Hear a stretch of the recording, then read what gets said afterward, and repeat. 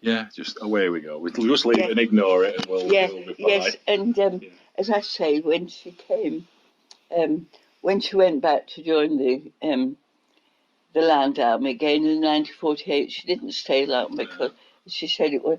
And it's the strangest thing about Catherine in the Land Army. She was.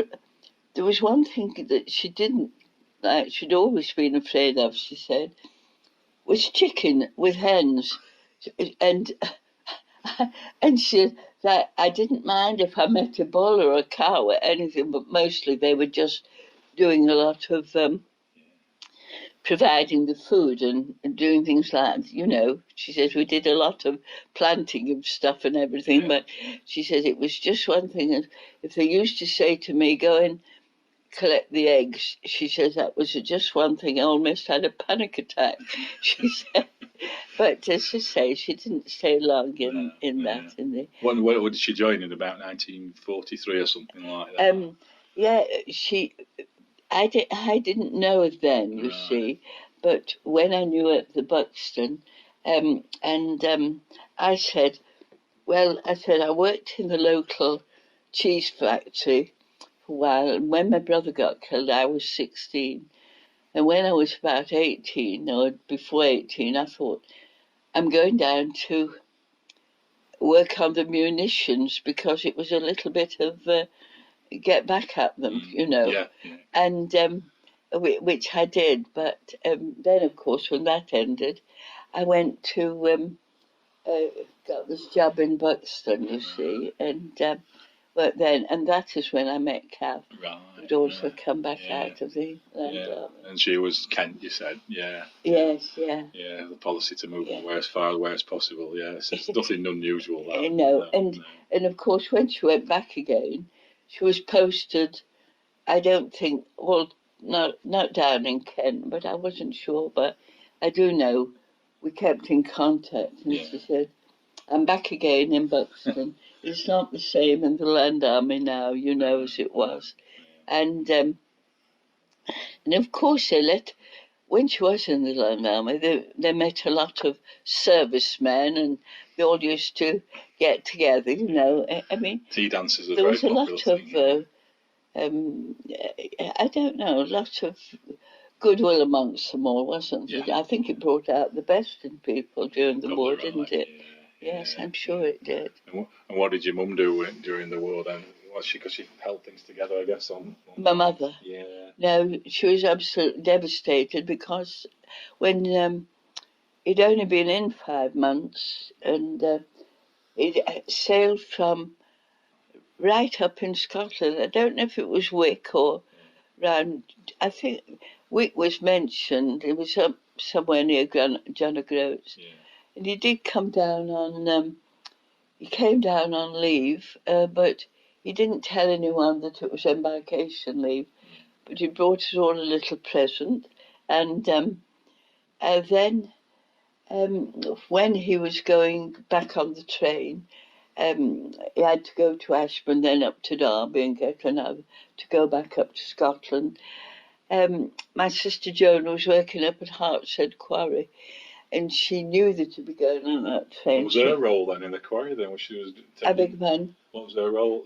No, when Joan was working up there, do you know? I don't really know, Richard, what her role. Quite often took over the men's roles in the war.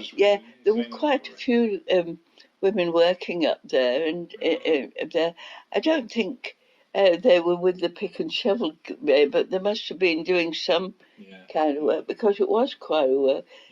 And I know Joan wasn't in the office, but she had asked permission.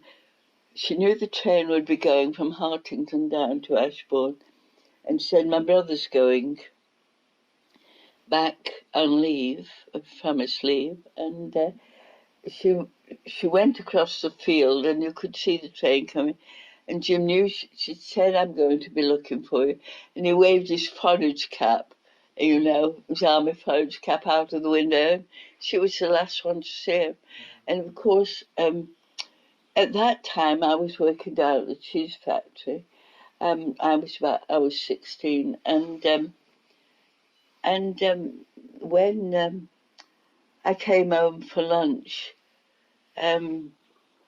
my mother was, you could see there was something wrong. And one of the neighbours was in, a Mrs. Riley, who lived up Hallbank, who was a good friend of my mother's, and um, my mother just said that Jim had got killed. So when you were working down in the cheese factory, then was there more women working in there because of the war? Oh yes, Yeah. yes, there were, because we were doing a lot of storage work down there. You know, of milk powder and all kinds of things down there. They were producing cheese, but there were also big lorries coming all the time. It was storage, and then the stuff was going over to the troops in different places. You know, and of course we had. The airmen were down in Bedfordale because they stored all the. There was ammunition stored down there. I don't know if it was live. I think it was just most probably the bombs, and then it had to have the cap and everything. But they used for trailing through the village all the time up to the station, to the goods. You know, because the goods trains then were transporting this stuff. So it was really busy. Yeah, well, it was a busy railway line, wasn't it? It goes through to yes, of course, to Rosalie and everything. And of course, I tell you what, they did have, Richard, in coming through this village, was the tyre testers. Oh, right. They were testing the tyres on. They were like a jeep, and so they were going at speed all the time. Testing all the tyres. They used to come through this village, and one of the ladies down in Humen got killed by one. I've heard that Rolls-Royce used to test them as a bit of a steep hill in Wirksworth. Oh yes, they used to use this very steep hill for testing brakes from Rolls-Royce. Or whether it's something similar. Well, they used to come through these villages because there were not many cars about then, of course, with the rationing. But you know, but that lady, she got killed. Human, as you know, it can be a bit of a blind spot there. You know, they can come round that bend there from Worslow, and she was just crossing the road, and So how many women roughly were working in the cheese factory? There was quite a lot because I mean there were people from the village and it had to go in the forces, you know, apart from farmers, and so they replaced them. Yes, it was full on, really. You know, it was hard work, but you know. So you was in the cheese factory for a while, and then what did you do afterwards from there? I beg your pardon? What did you do after you left the cheese factory? Did you do anything else? Yeah, after I left the cheese factory. What do you mean in the evening? What happened in the evening, or what happened? Oh no, well in the evening. I mean, in those days you didn't have, television or anything like that, and you were just content. I mean, we used to walk. We'd come home with bluebells when they were, and different things like that. And we just had a dance every fortnight in the village. But I don't know. We did a lot of knitting, for the forces and things like that. This has got a pattern for. Yeah, they had groups, Yeah, they had knitting groups, and Miss Edmund, she used to have one where the people used to go. But I've knit here. My mother used to. She was always knitting, my mother, but it was mostly socks for my other brother Ted or my younger brother Alan, Yeah. What was your mum's role then, since she works in the cheese factory? No, my mother never worked. Of course, we're the biggest family, and this was the beauty of it. Your mother was always at home. She was. Whenever you used to come home for lunch from the school, and when you came home after school, you always knew your mother was there. It wasn't just for us, all the other children were the same. The mothers were always at home because, well, there wasn't the work. there would have been the work in the village for them, but they'd enough to do. Don't forget, Richard, washing took all day. Yes, of course, yeah. You hadn't got washing machines, and so it did take all day. And I remember telling Liz that my mother, she could play one tune on the piano. My Uncle Frank it was like my brother Ted. He couldn't read music, but could play anything. For it, my brother Ted could play any instrument, piano, accordion, piano, the saw, mouth organ, anything. And yet he was a farmer. I mean, he worked on a farm. And I remember saying to Molly, Shirley, my mother can play the piano. She said, she can't. And I said, she can. You come and listen. It was a summer's day. We then had the windows, what do they call them when they go up on a cord, like sash windows? Oh, yeah. Sash windows. So summer's day, lovely summer's day. The windows were open, the bottom was open. Came home lunchtime, there was lunch ready, which wasn't much, those days. Bread and something, on it. But my mother was still in the kitchen with the washing. She came straight away to us. Can you just imagine a woman washing, we coming home for lunch, Ted and Jim and me. I think Dorothy was 6 I was 6 when Dorothy was born, so she might have been a toddler. Yeah. And I said, Mum, will you play the piano?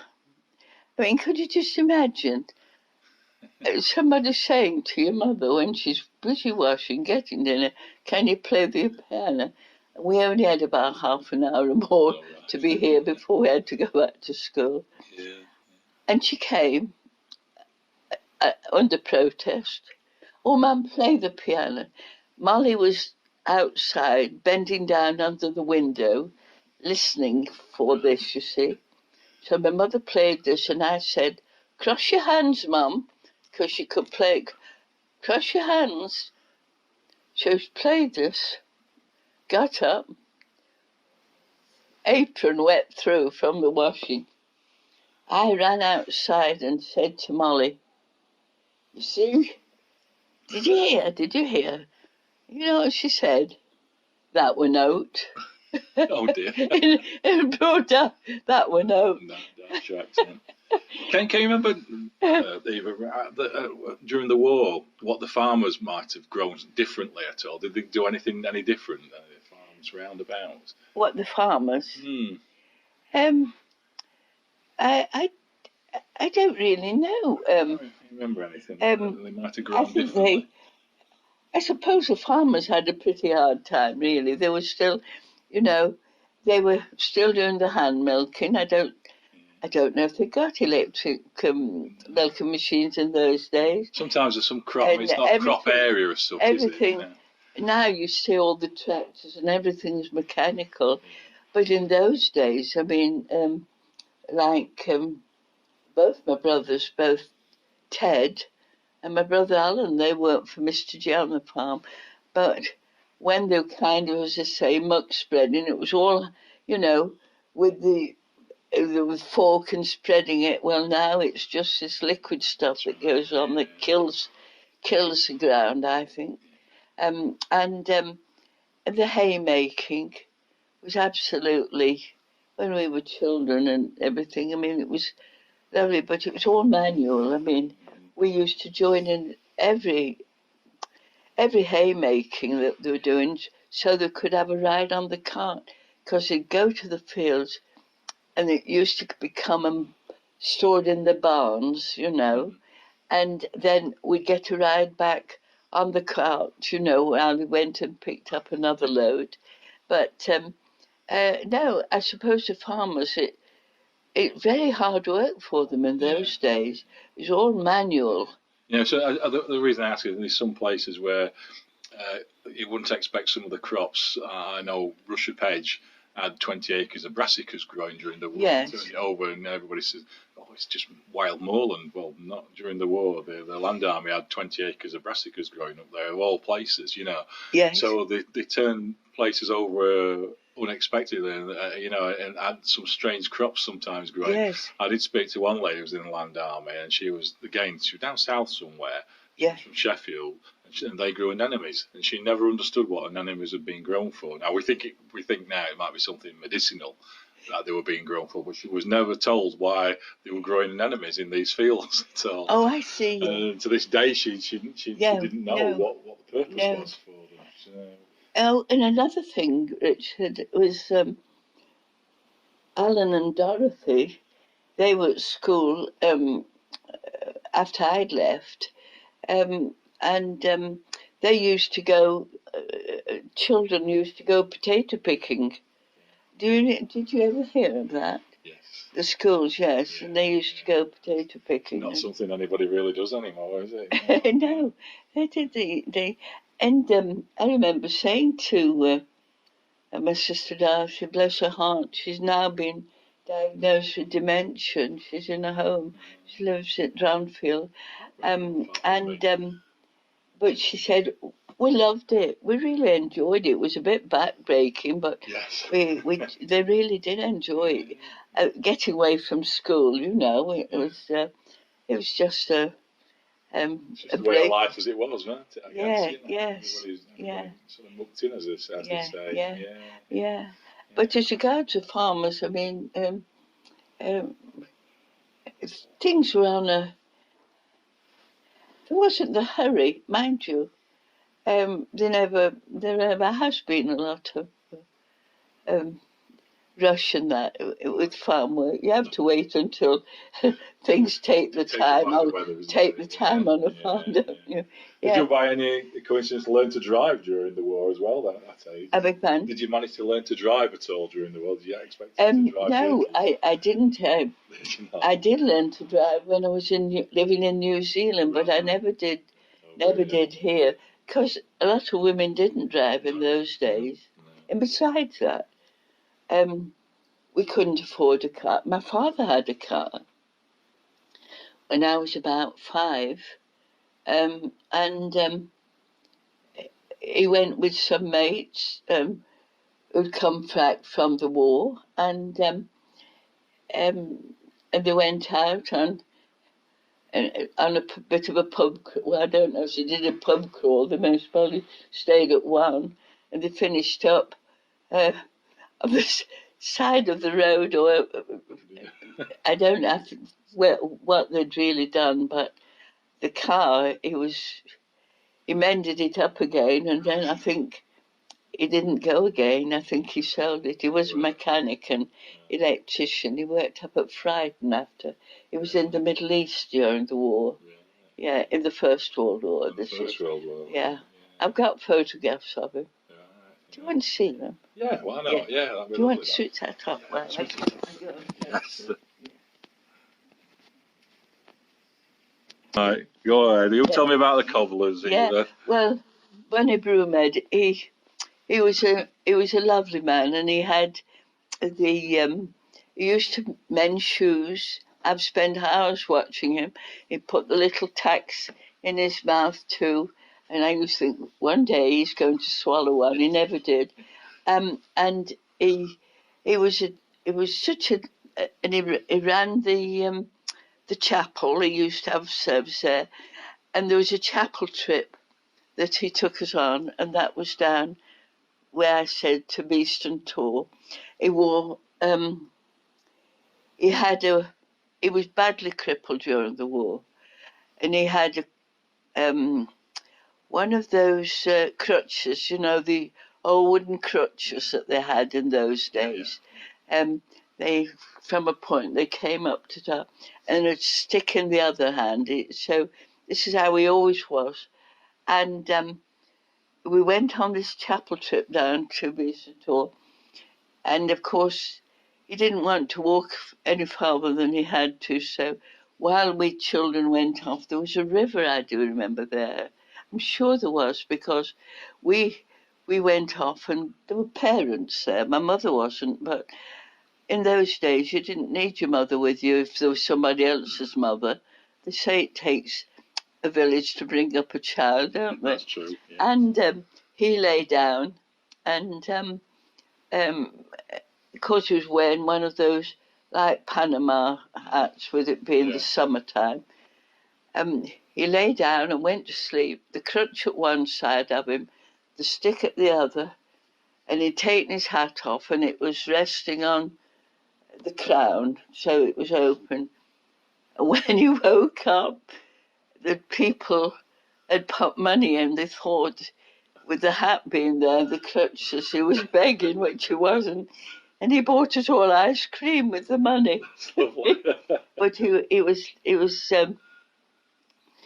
and you never heard the man complain. Was he in the First World War? He was in the First World War. Right.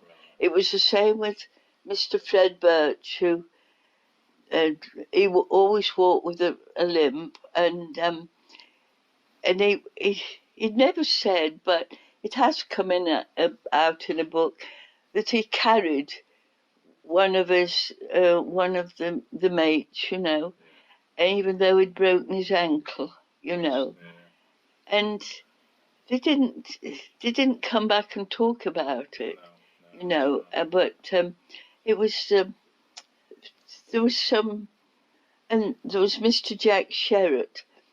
I know we used to laugh about it when we were children. You kind of, if he used to have a drink, but we wouldn't be out at that time of the night when he was going home. But apparently when he used to get, you know, just too much drink, and beer was stronger in those days, I think, he used to shout, "Fix, fix." And that was affixing the bayonets. Oh, right. And okay. I know that time we used to make fun of it, but, you know, it must have been on the poor man's mind, Yeah, absolutely. you know, because that hand-to-hand fighting they had. Yeah. And so children can be cruel, can't they? Absolutely. So, you know. you're quite right. Yeah, because, I mean, sometimes You wouldn't understand. you'd hear that would you? somebody had said, Mr. Jack used to shout, "Fix, fix." And they didn't know what it meant, but it was affixing the bayonet. So when we were children, and sometimes Ted and I used to shout, "Fix, fix." I mean, I'd never do it now, because, I mean, I wouldn't have done it when I got older. No. Yeah. But, you don't realise no, these sorts of things. but, no, Mr. Broomhead, he used to go up, and there are not any steps there now. They've taken the steps away and blocked the door up. Liz did mention that when we were back. I wish they hadn't done.